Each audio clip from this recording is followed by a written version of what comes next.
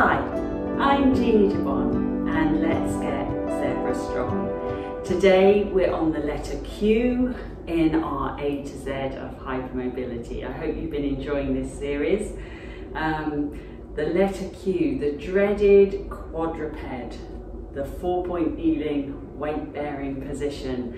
So hands up who hates doing any kind of weight bearing activity in a quadruped position. And obviously quadruped position is something that builds up into doing maybe planks or downward dogs or, you know, burpees if you like that kind of thing. I don't really like them, but you know, being able to weight bear on our hands and knees is really important from a functional point of view as well, because if I'm down on the floor, I need to be able to get up again. I don't want to feel that anxiety of, oh, I'm on the floor and now I don't know how to get up, because I haven't got that ability, that strength to get myself back up again. So why do we hate quadrupeds so much?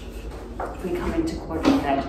So when I first started doing things like this, I would also hate it because all the pressure would be going down into my wrists. I would probably lock my elbows, which would bring my shoulders forward and make a lot of my upper body weight fall down into my wrists. Can you see that when I lock those elbows, everything travels forward? So I've got an awful lot of pressure going down through my hands. Okay, and that's part of the issue, is that we kind of then, and if we sink in the middle as well, we've got so much pressure. It's going to hurt our elbows, it's going to hurt our shoulders, it's going to hurt our wrists, probably going to hurt our lower back as well. Okay, so you're not alone in hating the quadruped. The thing that changed it for me is realizing that it's not the arms that are holding me up. Of course, the arms are stopping me bashing my head on the floor, but the strength to hold myself up in a quadruped position is actually coming from my upper back.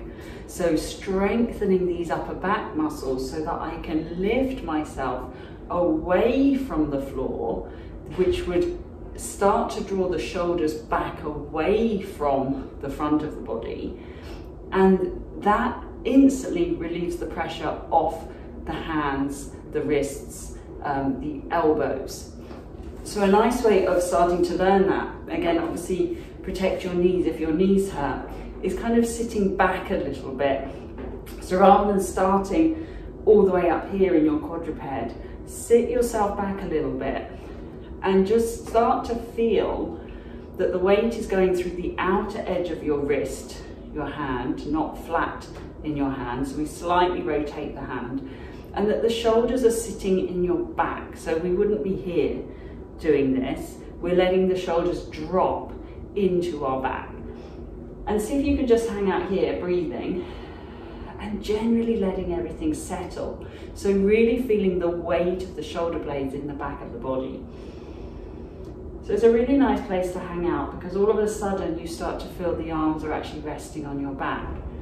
Now as you get more used to it, using the weight of your legs, so you're really feeling the balls of the feet there, you can start to travel forward a little bit and gradually start to introduce the weight traveling forward a little bit more. But as you travel forward, you're not going to let your shoulders come forward with you. They're going to stay in the back of your body.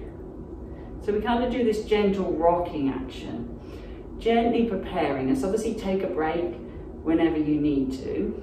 And this might be a thing that takes, you know, weeks, months to gradually build up. But eventually over time, you'll find yourself here with your body weight over your wrists. And hopefully the shoulders will still be in your back. So if we do it very gradually, we end up here with a nice organized head, neck, shoulder. Okay, so obviously this needs to be coupled with strengthening exercises for the upper back, maybe using a band.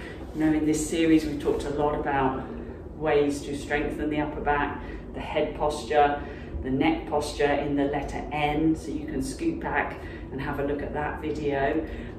So there's lots of things that go into making an organised body, but understanding that to hold yourself up in a quadruped isn't all about the hands and the lower limb of the arm. It's about being able to lift yourself up away from the floor so that all the pressure is not going into the hands, and that's going to come from our upper back.